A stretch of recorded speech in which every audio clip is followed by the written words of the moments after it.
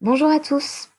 Aujourd'hui, nous allons apprendre à importer des utilisateurs sur notre plateforme Gemspot à l'aide d'un fichier au format CSV. Alors, pour faire ça, il faut être administrateur de plateforme. Donc, nous allons nous rendre dans l'administration. Vous cliquez sur votre photo ici en haut à droite, administration. Vous allez ensuite dans la rubrique utilisateur ici. Et vous arrivez sur la liste des utilisateurs actifs de votre plateforme. Alors, pour pouvoir importer des utilisateurs au format CSV, il faut d'abord générer un modèle de fichier CSV. Donc, pour faire ça, vous choisissez un utilisateur au hasard et vous cochez la case devant son pseudo. Et dans l'onglet de droite, avec le fond noir ici, choisir une action. Vous allez tout en bas et vous cliquez sur Exporter. Vous exportez votre fichier.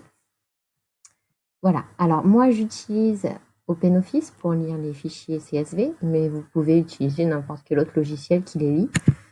La seule chose qui est très importante, c'est le jeu de caractères. Donc, il faut choisir le format UTF-8 et séparer les données par un point-virgule. Vous voyez, j'ai coché la case ici. Parce que sinon, le fichier, en fait, n'est pas lisible et vous ne pouvez rien modifier dedans. C'est trop compliqué. Voilà. Donc, OK. Et voilà, comme vous le voyez, j'arrive sur un fichier avec plusieurs colonnes à remplir. Certaines sont indispensables, d'autres ne sont pas nécessaires. La nouveauté, c'est la colonne ID User ici, qui n'existait pas auparavant. En fait, par le passé, c'était l'adresse mail d'un utilisateur qui servait d'identifiant unique sur une plateforme et qui n'était donc pas modifiable. Du coup, pour pouvoir autoriser la modification des emails, alors ça peut arriver qu'on ait besoin de changer d'adresse mail, nous avons créé cette ID User qui est le nouvel identifiant unique des utilisateurs. Ici, dans votre fichier CSV, vous n'avez pas besoin de remplir l'identifiant user, la plateforme le fait à votre place. Voilà. Donc, nous allons d'abord rentrer un pseudo pour notre utilisateur. Hop, l'adresse mail, le pays, la langue.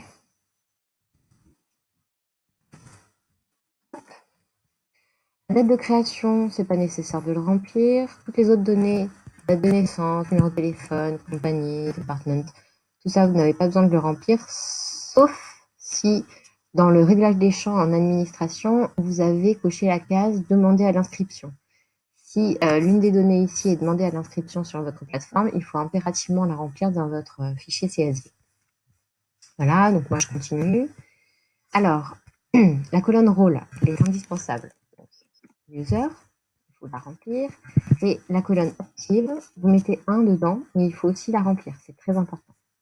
Last connection, résumé, tag, voilà, tout le reste n'est pas important. En tout cas, ce n'est pas indispensable. Les autres données, votre utilisateur peut les remplir en lui-même. Donc, vous enregistrez ensuite. Enregistrer sous. Voilà, le nom de votre plateforme. Vous l'enregistrez bien au format CSV et vous cochez bien éditer les paramètres du filtre. Enregistrer. Voilà. Alors, conserver le format actuel. Je rappelle le format UTF-8. Séparateur de champ, je laisse les virgules, tout est parfait. Il faut bien remettre UTF-8. Je clique sur OK. Voilà, donc maintenant je peux retourner sur ma plateforme et je vais pouvoir importer mes utilisateurs. Donc pour faire ça, je clique sur le bouton ici Nouvel utilisateur à gauche de la roue dentée. Là, vous avez le formulaire classique pour remplir à la main, mais juste à droite ici, vous avez Import CSV. Donc je clique là. Ici, vous avez certaines options que vous allez pouvoir choisir. Si vous voulez, par exemple, connecter l'utilisateur avec les autres, annoncer sa création sur le wall, et l'option mettre à jour les utilisateurs existants. Ça, c'est dans le cas où vous avez créé un fichier CSV avec des utilisateurs anciens qui étaient déjà sur votre plateforme et que vous avez apporté des modifications pour ces utilisateurs-là. Dans ce cas-là, vous allez cocher sur oui. Voilà. Donc, j'importe mon fichier. Je clique sur import. Je vérifie bien que tout est correct. Je coche la case « Les utilisateurs ont autorisé l'utilisation de leurs données personnelles » pour le RGPD et je confirme. Hop. Alors il me dit que l'utilisateur existe déjà, c'est normal. Donc, je clique sur OK et je peux fermer. Import réussi. Donc je vais rafraîchir ma page pour vérifier. Et voilà, mon utilisateur est bien là.